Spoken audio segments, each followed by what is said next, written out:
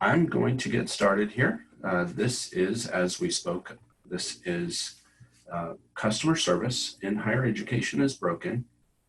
Are you driven to continuously improve service delivery to current and prospective students, faculty, staff, and other stakeholders? Simultaneously, do you seek to improve operation efficiency of your units, reduce cost, and redeploy human assets to more value-assertive activities? Interested in improving online presence, triage customer service requests, extending the hours of operation, and enhancing your overall quality of service and experience? Well, you have joined the right webinar in assessing the pain points and their root causes and how artificial intelligence can improve KPI, or key performance indicators. We will learn today of just what AI is and how it works. Today's speaker, we have David Glezerman. He is the former Assistant Vice President in Bursars at Temple University. He was employed there for 33 years and was overall responsibility of billing, collections, management of student finances. He worked in higher education receivables management for over 40 years. So we're really glad to have David. We also have Mary Frances Coryell. She's the Vice President of Sales and Business Development at Ivy.ai, AI technology company that provides conversational state-of-art chatbots for higher education. Mary Frances has a wide range of experience leading Fortune 500 companies to strategic sales and marketing for fast-growing startups for the past 16 years. She's an exceptional, skilled communicator with highly innovative style and approach. After spending a decade with groundbreaking new technology for higher education, she understands how to reach today's students, not by providing more information, but by changing how information is delivered. Mary Frances, we welcome you to today's PDG webinar. Thank you. Thank you, Dane, and thank you for all of you for joining us today. We are going to spend the first part of this webinar talking about what is AI, and there's very likely many of you on the phone today that may not even be overtly familiar with what AI stands for. Artificial intelligence. And in your daily life right now, all of you experience AI from the sake of Siri, Alexa, but in the last 2 years in the United States, we've begun to see artificial intelligence really explode in our day-to-day products and services. So you are likely talking with bots now when you're dealing with your cell phone company, your banking company, etc. Business Insider states that by 2020, over 80% of all brands will be using chatbots in some form or another. So we're going to move forward here and begin to talk further about what exactly is artificial intelligence. When you look under the hood of these robots, what is happening? What is going on in the background? So you can see here, we start to think about the capabilities of these robots. They ultimately learn and become smarter over time. They're available 24/7, and they can run on all platforms, but yet the knowledge is coming from the same brain in that robot, regardless of the platform that a user is engaging with the bot on. And now we're going to start to think and look more closely about what is going on in the background with these bots. So first of all, it's not magic. And, you know, often many of us think when we drive down the road, when we talk on our cell phone to Siri, oh, wow, how did Siri get smarter? She didn't know that a year ago. It must just be magic. Actually, no, it doesn't quite work like that. It would be nice if it did, but it doesn't. At many organizations, there's actually humans involved that are helping to guide, power, ensure ongoing verification and accuracy by these robots. So this is an example of a team that we actually have at Ivy. We at Ivy are machine learning, that is human supervised to, like I said, help ensure that accuracy. So when we start to think about how does a robot's brain get built? There are crawlers. Now, what in the world is a crawler? When you guys step back and you start to think about your content, your information, what your constituents need to know on a daily basis, and those constituents may be students, but for many of you, it also may be parents, prospective students, faculty and staff, the local community, etc. Often, your content may be located at a website or a number of websites. It also may be at a knowledge base. It may be that you have a YouTube channel. It may be in a variety of directions. In addition, your front office staff may just have PDFs that sit on their desk that they reference on a daily basis. So crawlers are, in essence, a computer program that extracts valuable elements of information from a URL, from some form of a resource. So if you guys start to think about a traditional website, at a traditional website, you've got navigational information, pictures, menus, etc. The crawlers navigate around that and extract the valuable elements. So you guys see here at this website, we've got this information here that was extracted by the crawler, and then our team turns that into conversation. So when the bot delivers that element in a conversational style, what will it look like? A sentence and a video, a phrase and a link. So you guys can see here what that was changed into from a conversational style. Now, there's something within artificial intelligence known as multi-label classification as the algorithm, as the power behind the way the robot works. So what has now happened is this element has been generated into conversation and has been given some labels of library and hours. The library is open Monday through Friday, 6 a.m. to 12 a.m. Now, what's then going to further happen is you can see that there are obviously then the other side of the coin, the questions that people will ask. So a likely question for something like this would be, where is the library? You guys see it was given the same labels, library and location. Now, what about what are the hours of the library? You guys can continue to see here further labels, library and hours.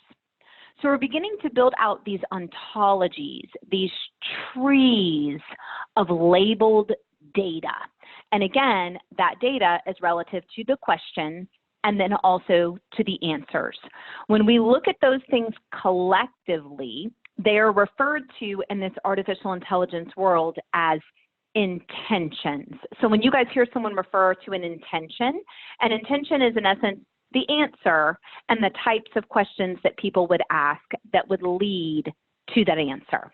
So like I said, you guys can now see we start to build out a tree structure of this data. So now you've got the answer and the types of questions relative to that answer within the tree. So now we start to begin to think of all the different ways that a question can be asked. So just because we have a single intention doesn't mean it just correlates to a single question, because again, you can ask the same question in a lot of different ways. So now we can begin to see how when someone says, is the library open? It's these labels, library and hours. Now this would be the answer that the bot would fire off. The same intention, the same labels. So then we start to say, well, how deep and actually, complex can these bots get? When you start to think across your various channels of communication, sometimes people type multiple questions in one sentence. So how can these bots begin to handle that? Well, there's different kinds of bots. There's retrieval and generative. And since we only have an hour today, we're not going to completely flesh that out. But we land somewhere in the middle of this to help to create those opportunities of complexity. So when someone says, where is the library and what are the hours? You guys can see libraries, hours, location were the three labels that were triggered when someone asked this question. So now the bot is going to, in essence, push two intentions and fold them together. So now we've got the library is open Monday through Friday, 6 to 12, and is located at 123 University Drive. And that is all very dependent on the volume of data. So as more and more data feeds into these algorithms, that complexity can become bigger and bigger and bigger. Now, what's going to happen when someone asks something that is a little more vague, or maybe the bot doesn't have a lot of information or just isn't simply very clear as to what they're asking? You can see here when we say what is inside the library, the only thing that triggered from the sake of the algorithm in regards to a label was library. Well, if you guys remember, we know a lot about the library. We know the location, we know the hours, but this person's question didn't quite signify any of those other labels. So instead of the bot just saying, go fish, sorry, I don't know, the way that our algorithm works, which is very relative within the higher ed space, is to say something like, I only know a little bit about the library. Would you like the hours or location? So perhaps that doesn't answer the person's question, but at least it helped the person to know this is the information that I, as the robot, know about the library at this point in time. Now, we start to think about, like I was starting to mention, the depth and then the complexity of the content. Well, many of you on a daily basis are dealing with content that is just simple, public-facing information for anyone, a student, a faculty or staff member, etc. But what about all of the phone calls that you receive on a daily basis where someone says, what's my account balance? What's my account balance? What's my account balance? Yes, these bots can be trained to go much deeper. So how in the world, from a technology standpoint, does that work? Well, let's break this down. We've said to the bot, why do I have a hold on my account? The labels that were triggered were account, hold, reason. So we're going to begin to head down the tree, account, hold. When we hit reason, an alarm goes off. Wait. In order to get reason, the bot needs to know who is the bot talking to. So the first thing the bot would do would be to authenticate the user. Most institutions from a higher ed perspective are going to use a single sign-on, an LDAP, a Duo two-factor. Then from there, the bot would have been trained to push an API call. In essence, the bot would have been integrated with the school's ERP, and now that it knows who it's talking to, it would pull that variable from the ERP and be able to deliver back. Your hold is because, and deliver the specific user's reason. So one thing to note when I'm going to go ahead and address, knowing that many of you have concerns about the security. When you think about a bot is in essence an exchanger of information. They can disseminate information. They can be drivers of resources. They can also gather information.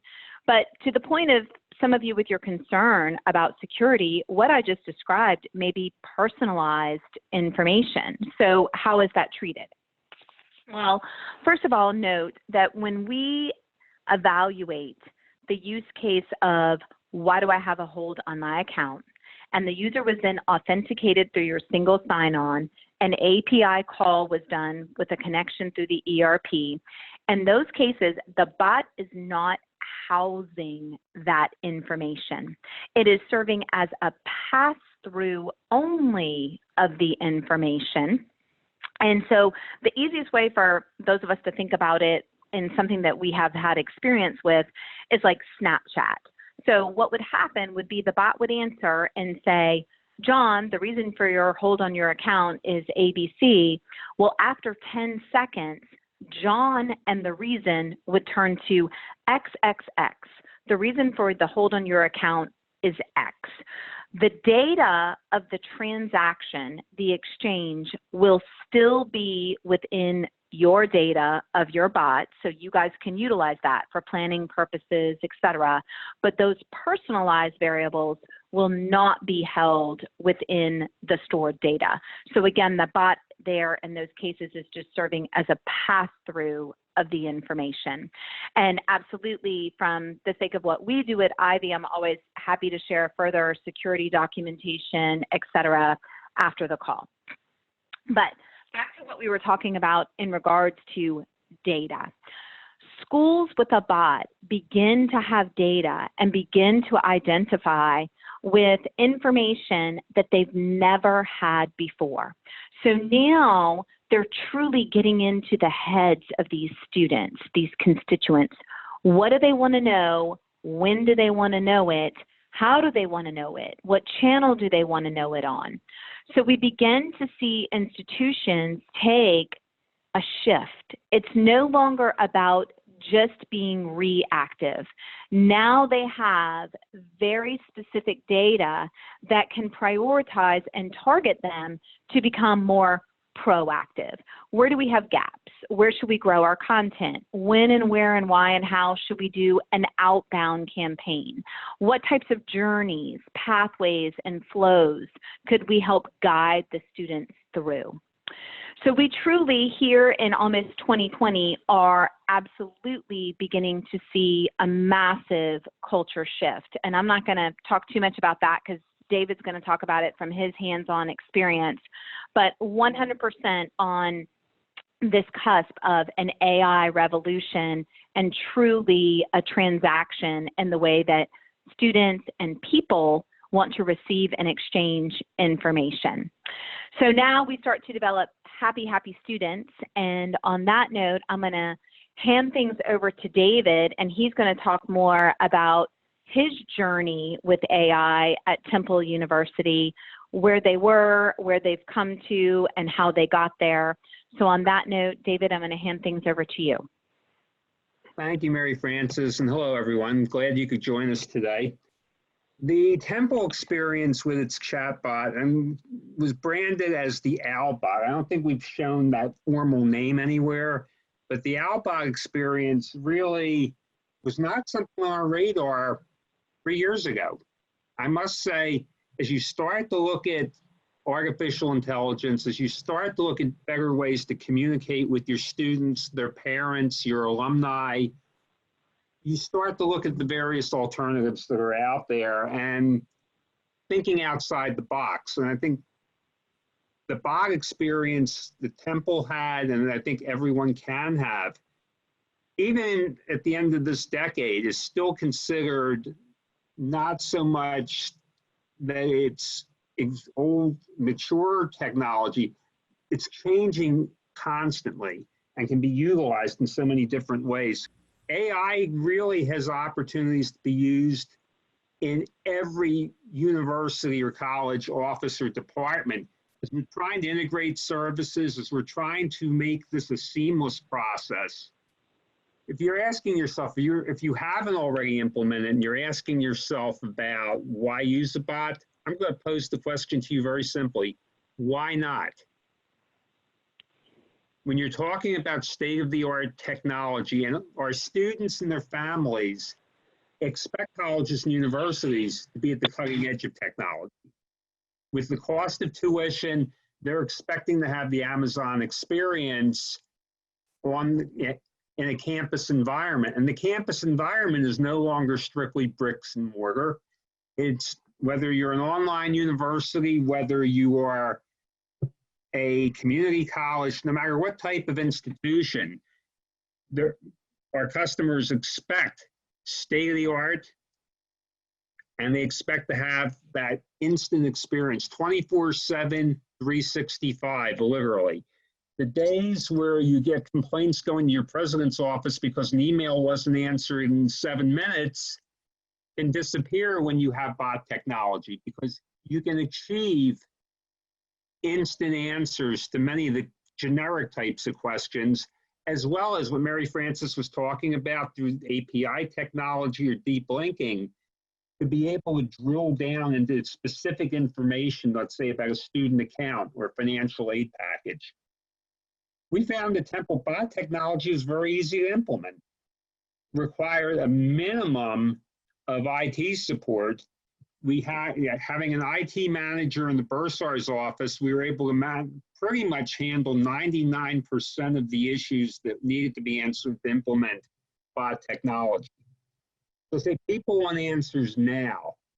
I mean, how many times are you dealing with customers that have emailed, texted, called, come into your office, and all of that within 15 minutes? People are looking for answers today, again, whether it's in the higher ed environment, if you're talking about retail, no matter what the industry. The goal of consumers is to resolve their issues without needing to call, to rate, to visit, or any combination thereof. So let's go to our next slide, please, and talk a little bit about some of the issues and concerns with implementation. I don't think there's any campus today that doesn't have a concern about expenses and costs. So what you're weighing when you're looking at an ROI for your return on investment, what's the value that you're gaining from using bot technology versus the actual cost? I would submit to you folks that this is something you can't not do. I think the expectations of customers today, as I say, are so immediate, and the depth of questions that you want to utilize your staffing resources as best you can. You want to minimize wait times, delays, push information out, and really get people to the sources to solve their issues. More importantly, what's the real value of customer service? Can you put, it's almost like the MasterCard commercial, priceless. The expectations, again, traditionally, when we talk about runarounds, we talk about trying to find information on our websites that a lot of times are geared strictly toward, we've developed websites from our perspective, we're in single department, whereas customers don't want to have to go navigate from place to place to place to get simple answers. So another area that you look at is really having the necessary information or data. Coming out of a Bursars office, if you're thinking that the questions are going to be limited to your student bill, how you make payment, when payment is due, those of you that work in a business office know, how many times are the questions related to financial aid information? How many times are there issues about how to register? If you're a campus that has housing, what's the impact of housing and meal plans, and how does that affect my experience? So having all of that information at hand, having the student account data, the financial aid data accessible, will eliminate a lot of the questions that would require more touch time, whether it be virtual or whether it be in person. I think it's important to look at the experience in a more integrated manner. If you're implementing as an individual department as opposed to a university-wide or in a one-stop model, I think it's important to have an understanding what are the basic questions that you're dealing with day in and day out. A little bit later, we're going to talk about the concept of FAQs. One of the things I strongly recommend to you is you not only develop your own FAQs, your frequently asked questions for your own business unit, but look at the questions you're getting from other areas and what are those top questions. Trying to pull off that general information right up front not only ends up being a savings for your own departments, but if you're looking at an integrated and more holistic solution, Your entire institution is benefiting through the use of chatbot technology and AI. So having that information in one place, if you're not doing this initially as an enterprise-wide solution, really going back to the cost versus the value, there's much value for the institution. And again, seamless type of transaction. Another area that schools might be concerned about is maintaining the bot, keeping the brain active. Mary Frances, you talked earlier about how the brain goes through and crawls. And as much as as information changes, that becomes critical to have the most current data and information available, so the bot's providing not only the optimal answer, but the correct answer. At Temple, the expectation in going live was that we would be able to answer about 90% of the questions after we went through testing. And I'll show the implementation timeline in just a second. But thinking in terms of the accuracy and the number of questions that we could resolve, as of my last day at Temple, we were hitting 97% in terms of being able to answer the questions that were submitted through the bot. Some of the ones you may ask, so David, why did you get 100%? Think in terms of how questions are asked today and how many times a user is inputting a question as though they're tweeting or texting. Those are the areas, I call it syntax issues. A lot of times you're not going to you're not going to be able to define what the question is or determine which direction an answer might take. The logic, there's not enough there to help have the bot's logic really define what the customer is looking for. Or you haven't populated the bot. I mean, we never thought about having to talk about buying tickets for football or basketball. We never thought in that respect as a departmental implementation that you're going to end up with questions that come through the breadth of the university. So having someone available that's monitoring the dashboard, looking at the questions that are not being answered by the bot, and we had it set up in such a way that any unanswerable question was feeding back to the administrator who was managing the bot initiative. So twofold. One, we would see where there were syntax issues or areas that we hadn't thought about in implementation. But more importantly, as we're gathering knowledge and information, feeding more information into our systems, onto our websites, into our FAQs, not only to enhance use of AI, but also in dealing with issues with phone scripts and dealing with call center issues. So it's really a good way to gather and be more proactive, gather the information that you need to be sharing. Let's go to our next slide, please. We'll talk a little bit about the pilots at Temple. Again, the decision at Temple was to implement on a pilot basis and to test 2 specific departments. The initiative and the sponsorship of bringing bot technology to Temple was CFO. And it was decided to start with both the Bursars office, which was dealing with external customers, and also with human resources as an area where a lot of information requests were coming in, but more for internal customers. Both departments went live back in October 2017. So coming up on 2 years of use, we're talking probably close to 100,000 contacts and questions in a 2-year period. For an institution of 40,000 students and about 7,000 employees, I won't try and measure if that's a great response, a simple response, or it could be utilized in other ways. But I would say to you that in using AI, what we were finding, and again, I may be jumping a little bit ahead of the slides, but let's just talk this through. What we were finding is that the more basic questions, the generic issues, were being resolved without human intervention. they're being resolved. And we would see some of the times the questions were coming in. You talk about having an office open from 8:30 to 5 Monday through Friday and thinking that every customer has to fit into that box. How many students would have questions 2 a.m.? How many times would parents be raising questions on a Saturday or Sunday? They're not going to have a direct contact with a person or an office in off hours, yet their questions are resolved.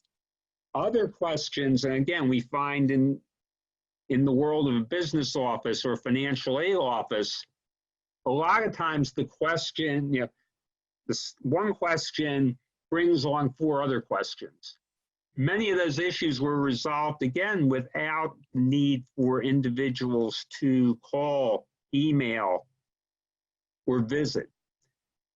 So the communications experience, from a human resource perspective, what we were seeing,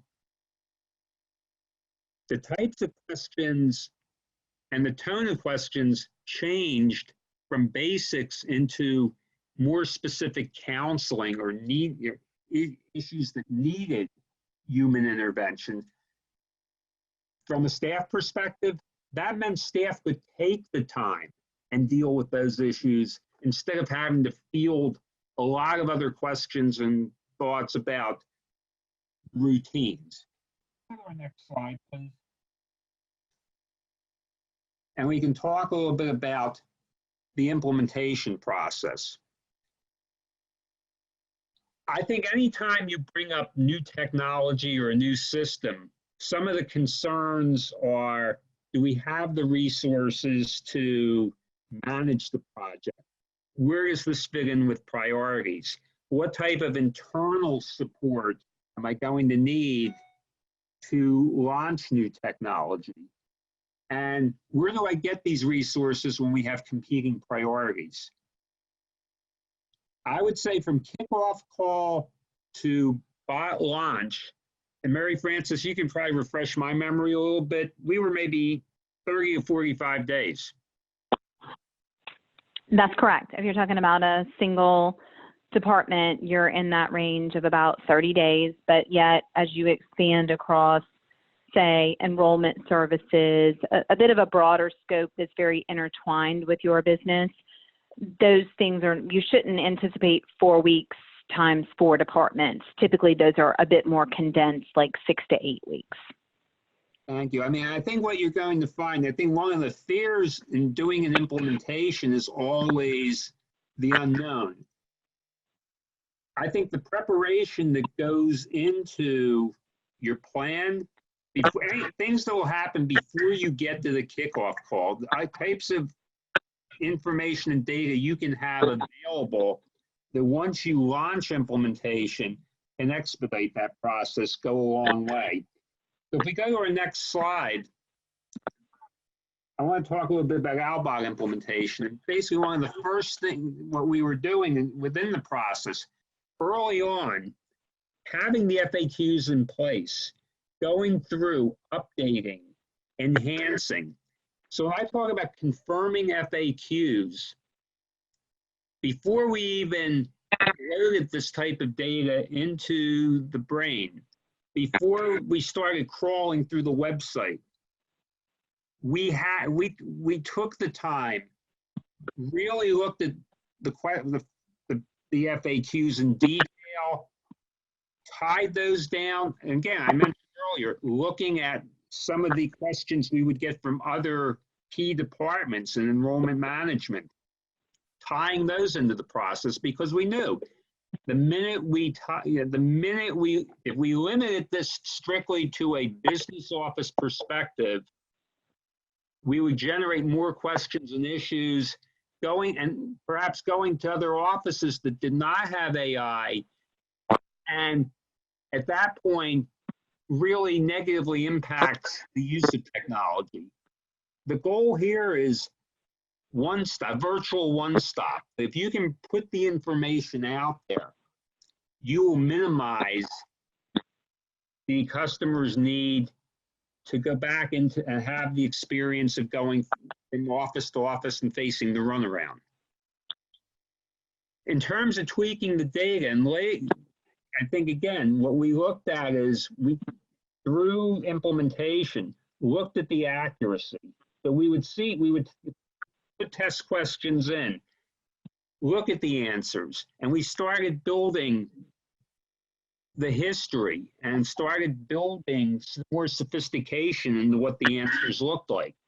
Again, what we started to look at was the need to drill down through APIs, or what we utilize deep linking, to get the specific account information. This is where more of the questions started to come from. And students wanted to see their account balance. They wanted to see that their payment had been received. They wanted to know more about their financial aid awards and what kind of aid was on their account already. So getting more specific, through the use of APIs and deep linking to drill into their student account information. We eventually, post go live, had a link right into our student financial services portal, so students could look at both financial aid and student account information literally by getting into the portal into one screen, and could then access as they needed, but ultimately take them right to the source, whether it be the student account or the financial aid award letter.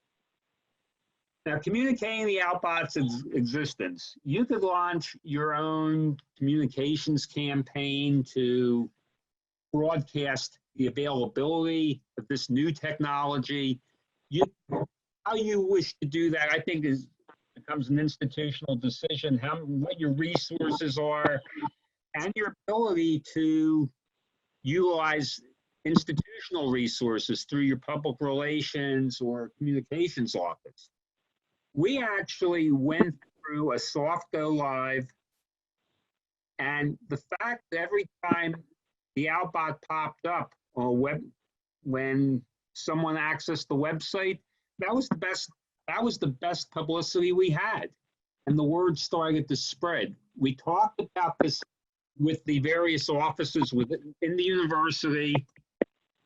They became our communicators as well.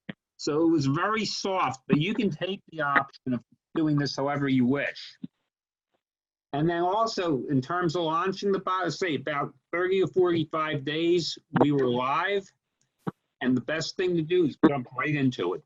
What we found is we tested. At some point, the best test is live data. So let's go to our next slide. For those of you that are interested, we talked a little bit earlier about measuring ROI. Here's some areas that you can look at, some metrics that you can put in place. Again, cross various offices, looking at email activity, call volume. Ultimately, depending if where you're looking at this for marketing or in other areas, putting in your own types of metrics that serve your personal needs, your institutional needs. Go to our next slide, please.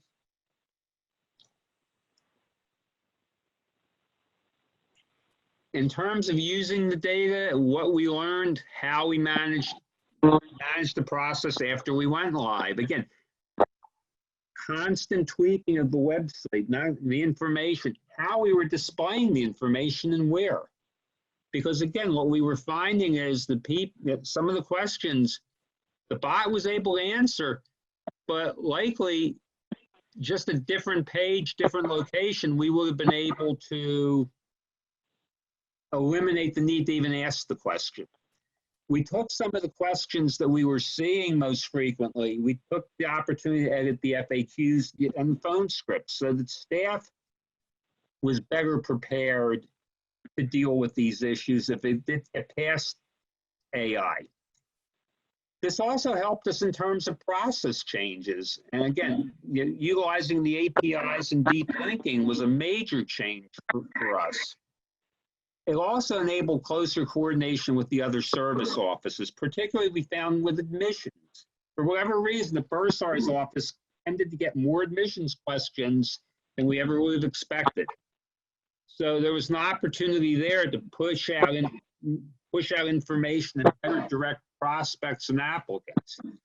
Most of all, enabling the staff to do a better job. They were armed with better information, more timely changes, and had the capability then to continue pushing this out to our customer system. Go to our next slide, please. And we have some things you should be thinking about. If you're one of the people that answered that you're still not sure about bot technology or you're still looking, think about finding where your pain points are and then how you can leverage technology to get the most out of this. Always making sure that your questions, your knowledge base is not just accurate, but also current. It's surprising because the way things change in today's market, now it's very easy to get behind, and having all of your people in a department, having everyone in the institution know what the latest and greatest is. And also the need to commit an internal resource to assure your success. Again, we use the system manager within our department and also an individual manager within the resources department to monitor the dashboard for the bot, to look at the questions that weren't being answered, and to track where we were going so that we had the benefit of up-to-date knowledge and information. Let's go to our next slide, please. Think in terms of reallocating resources, not reducing resources. I'm thinking in staff particularly. Sometimes technology is looked upon as a way to cut costs overall, and in some ways, think about cutting staff, especially when we have budgetary issues or reduced enrollments. I'm emphasizing to you, and I would stress, look at reallocating the resources that you have as opposed to a cost savings, because again, your customers have other needs, your back offices have other needs, things need to be done, and with reducing the staff is not the panacea in this case. You're looking to reallocate for better customer service, for enhanced marketing, and I would stress thinking in that direction of a reallocation. You want to lead your customers into the most direct answer and the most timely answers. And most importantly, in my perspective, is hear what your customers are asking you and what they're saying about you. There's a lot of good intelligence you can get through AI, and you can utilize that, again, process change, in better information, better communications to your students and their parents, your alumni. Take advantage of this opportunity to get feedback, whether it's direct or indirect. With that, I think we're ready to move into some, if we have some questions, Dane and Mary Frances. Yes, we do. We have Zach Brown asks, in case of a community college that specializes in non-traditional student care, how do you recommend implementing AI that are non-traditional? In this case, non-traditional means older students, students with learning needs or barriers such as language. Mary Frances or David? I'll start, and then David, you can fill in as well. So from a language perspective, our bots are actually multilingual. They have a full integration with Google Translate. So no, you as the institution don't need your content in another language. What we do is we build the bot in English. A user comes to the bot. They select what language they want to speak to the bot in. They ask the question in that language. That then goes through Google Translate, is translated into English. That's what hits the algorithm. The algorithm produces the answer in English, and then that goes back through Google Translate and is delivered back to the user in the language that they asked. Now, as for things from I'll call it maybe a generational gap, what we see from partner to partner to partner, that regardless of whether you're talking with an 18-year-old student or a 45-year-old student, that culturally today, people want to receive information in a conversational style. So even the student that's 45 is very used to texting, to exchanging information via messenger, via messages in simple terms. But in addition to that, that today people do not want to go to a place where they point, click, read, search.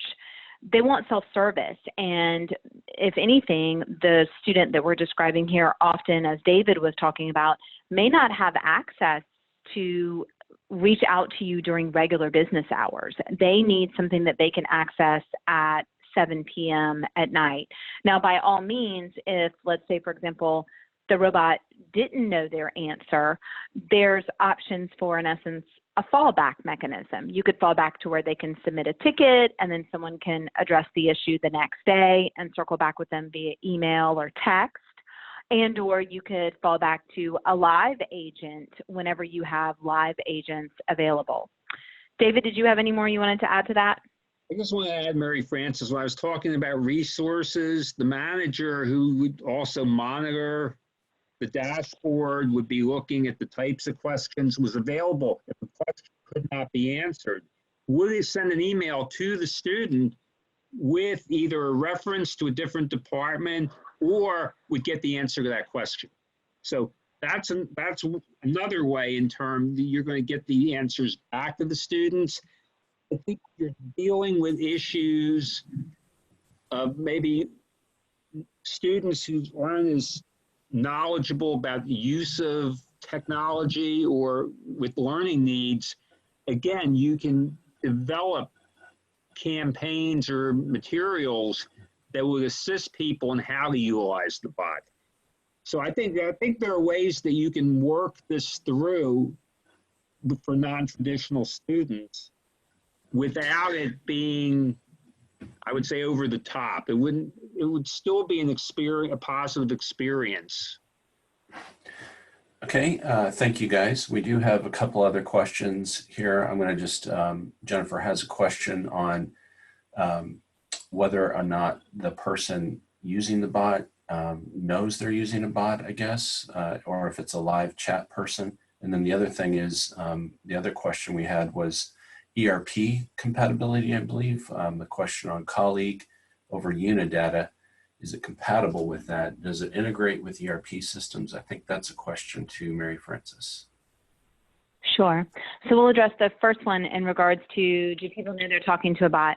At this point in time, yes, 100%. We do not have any partners within higher education that are, quote unquote, hiding that it's a bot. They're very forthright in regards to the fact that it is a bot. David's bot actually at Temple says something to the effect of, be patient with me. He's an owl. And so it says something like, be patient with me. I'm still learning how to fly, or I'm getting better at my flight patterns every day, or something of that nature.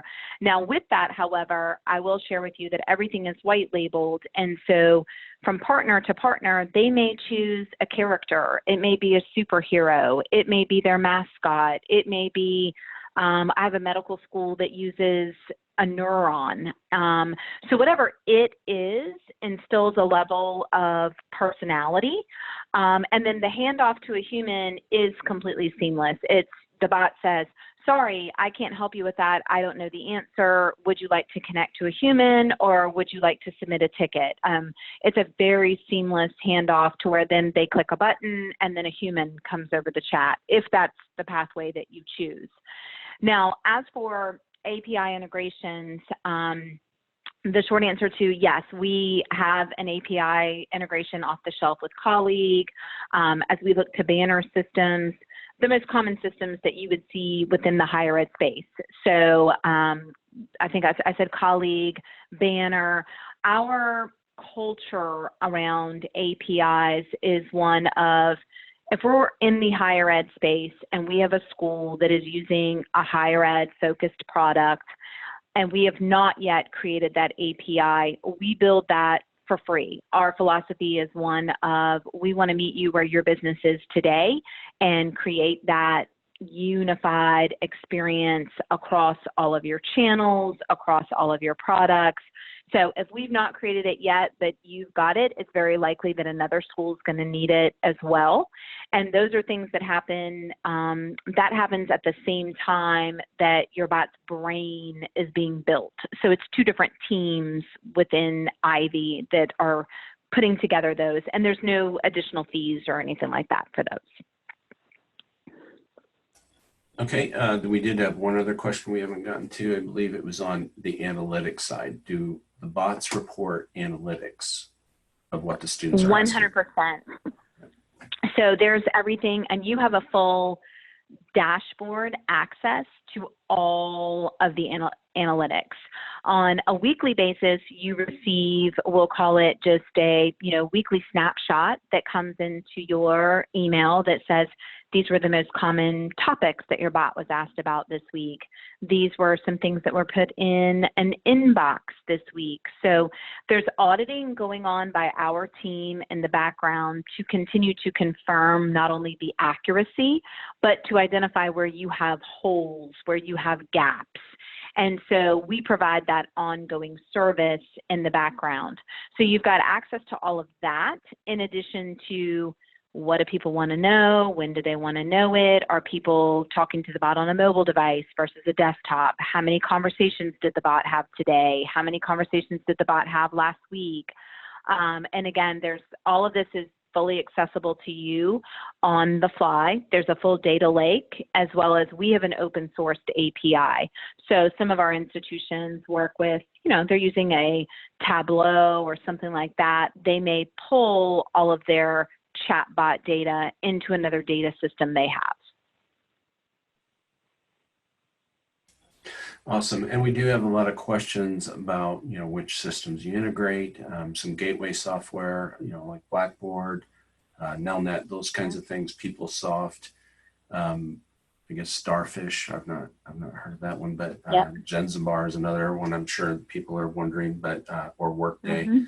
Mm-hmm.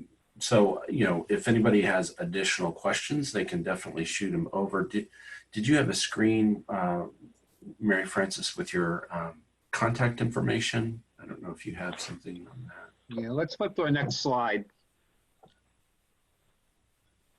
Either way, I'll make sure that everybody can reach out to both David and Mary. There we go. So if you do have any questions, you can follow up with both of them. I will send the survey out tomorrow with a certificate of attendance today. Thank you guys both for this great presentation. I think it was very informative for everyone. And I will be sending a coupon code for our AI and Connected Campus conference. We have great content on there. Mary Frances, you have a couple sessions, I believe, that's going to be at the conference. We have you and the first day, or no, I should say the second day, we have Using Robots to Improve Human Experience. And that'll be with Karen Ferguson of Colorado State University, the global one, online campus. And then we also have Strategizing for Utilizing Emerging Technology for Maximum Efficiency and Student Satisfaction. So you can catch her at the AI conference. Again, we also have our Student Loans and Financial Services Conference at the same time. Invite your IT and technical folks, or technical folks, invite your student accounts people to the conference. It gets you access to all of this great content. We'll be recording today. We did record today's webinar, so we'll send that out to everybody, as well as the survey. So thank you guys for this great presentation. This pretty much ends our presentation today. Thanks for joining us. Take care. Okay, bye-bye everyone. We'll talk to you soon. Have a great rest of the day.